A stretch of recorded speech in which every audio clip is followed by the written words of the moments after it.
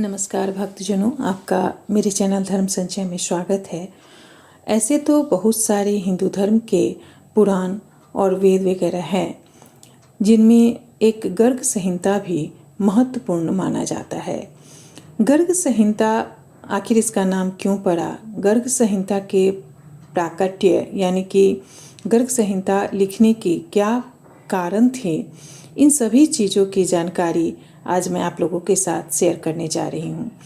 गर्ग संहिता श्री कृष्ण भक्तों के लिए एक महत्वपूर्ण ग्रंथ है। जो भी श्री कृष्ण के भक्त हैं उनके लिए यह बहुत महत्वपूर्ण है। ऐसा माना जाता है कि गर्ग संहिता के पढ़ने से या इसको सुनने से सभी तरह के कष्टों से मुक्ति मिलती है। गर्ग संहिता में श्री कृष्ण की गोधाम गर्ग संहिता में श्री कृष्ण के गोलोक का वर्णन है। गोलोक में श्री कृष्ण के क्यों गोलोक में गए, श्री कृष्ण की श्री हरि विष्णु के अलग अलग अवतारों की चर्चा, ये सारी चीज़ें चलिए जानते हैं। गर्ग संहिता का नाम गर्ग संहिता ऋषि गर्ग के नाम पर पड़ा, जो श्री कृष्ण के बहुत बड़े भक्त थे। शौनक जी बोलते हैं, गर्ग संहिता का जो पहला अध्याय है उसमें शौनक जी बोलते हैं, ब्राह्मण, मैंने आपके मुख से पुराणों का उत्तम से उत्तम महात्म्य विस्तार पूर्वक सुना है। वह श्री त्रिनेन्द्रिय के सुख की वृद्धि करने वाला है। अब गर्ग मुनि की संहिता का जो सार रूप महात्म्य है उसका प्रयत्नपूर्वक विचार करके मुझसे उसका वर्णन कीजिए। जिसमें श्री राधा माधव की महिमा का विविध प्रकार से वर्णन किया गया है, वह गर्ग मुनि की भगवत लीला संबंधी संहिता धन्य है। सूत जी कहते हैं, शौनक जी, इस महात्म्य को मैंने नारद जी से सुना है। इसे सम्मोहन तंत्र में शिव जी ने पार्वती जी से वर्णन किया था। कैलाश पर्वत के निर्मल शिखर पर, जहाँ अलकानंदा के तट पर अक्षय वट विद्यमान है, उसकी छाया में शंकर जी नित्य विराजते हैं। एक समय की बात है, संपूर्ण मंगलों की अधिष्ठात्री देवी गिरिजा ने प्रसन्नतापूर्वक भगवान शंकर से अपनी मनभावनी बात पूछी, जिसे वहां उपस्थित सिद्धगण भी सुन रहे थे। पार्वती जी ने पूछा, हे नाथ, जिसका आप इस प्रकार ध्यान करते रहते हैं, उसके उत्कृष्ट चरित्र तथा जन्म कर्म के रहस्य का मेरे समक्ष वर्णन कीजिए। कष्टहारी शंकर, पूर्व काल में मैंने साक्षात आपके मुख से श्रीमान गोपाल देव के सहस्त्र नाम को सुना है। अब मुझे उनकी कथा सुनाइए।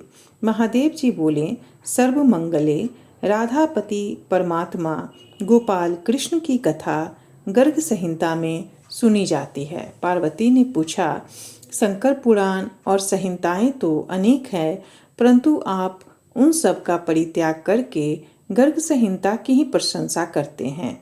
उसमें भगवान की किस लीला का वर्णन है, उसे विस्तार पूर्वक बतलाइए।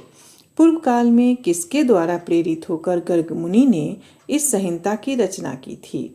देव, इसके श्रवण से कौन कौन सा पुण्य होता है तथा किस फल की प्राप्ति होती है? प्राचीन काल में किन किन लोगों ने इसका श्रवण किया था? प्रभु, यह सब सुनाइए।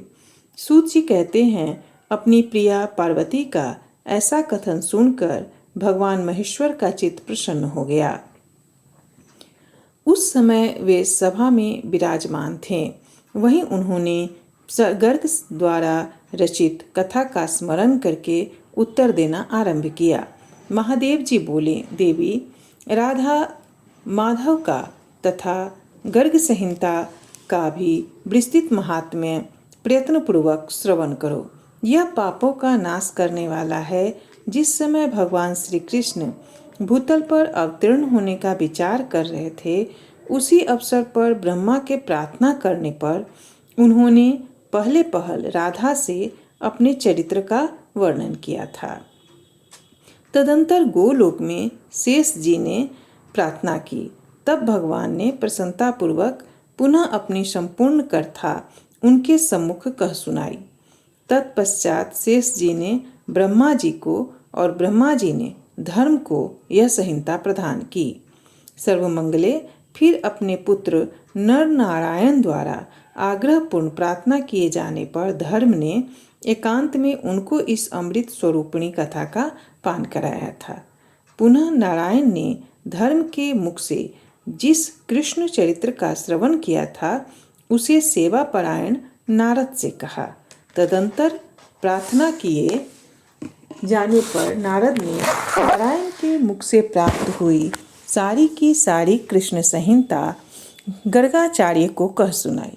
यूं श्री हरि की भक्ति से सराबोर परम ज्ञान को सुनकर गर्ग जी ने महात्मा नारद का पूजन किया। पर्वत नंदिनी तब नारद जी ने भूत भविष्य वर्तमान तीनों कालों के ज्ञाता गर्ग से यूँ कहा। नारद जी बोले, गर्ग जी, मैंने तुम्हें संक्षेप से श्रीहरि की यशोगाथा सुनाई है। यह वैष्णवों के लिए परम प्रिय है। अब तुम इसका विस्तार पूर्वक वर्णन करो। विभो, तुम ऐसे परम अद्भुत शास्त्र की रचना करो जो सबकी कामनाओं को पूर्ण करने वाला, निरंतर कृष्ण भक्ति की वृद्धि करने वाला तथा मुझे परम प्रिय लगे। विपेंद्र, मेरी आज्ञा मानकर कृष्ण द्वैपायन व्यास ने श्रीमद्भागवत की रचना की जो समस्त शास्त्रों में परम श्रेष्ठ है। ब्राह्मण, जिस प्रकार मैं भागवत की रक्षा करता हूँ उसी तरह तुम्हारे द्वारा रचित शास्त्र को राजा बाहुलाश्व को सुनाऊंगा। इस प्रकार से प्रथम खंड समाप्त हुआ और अगले वीडियो में मैं आपके लिए इसके दूसरे अध्याय को लेकर के आऊँगी और गर्ग संहिता के जो मुख्य सुनने के जो लाभ हैं उससे आपको परिचित कराऊंगी। धन्यवाद दोस्तों। अगर वीडियो पसंद आए तो वीडियो को ज़्यादा से ज़्यादा लाइक करें, शेयर करें और चैनल को सब्सक्राइब करना बिल्कुल न भूलें। धन्यवाद।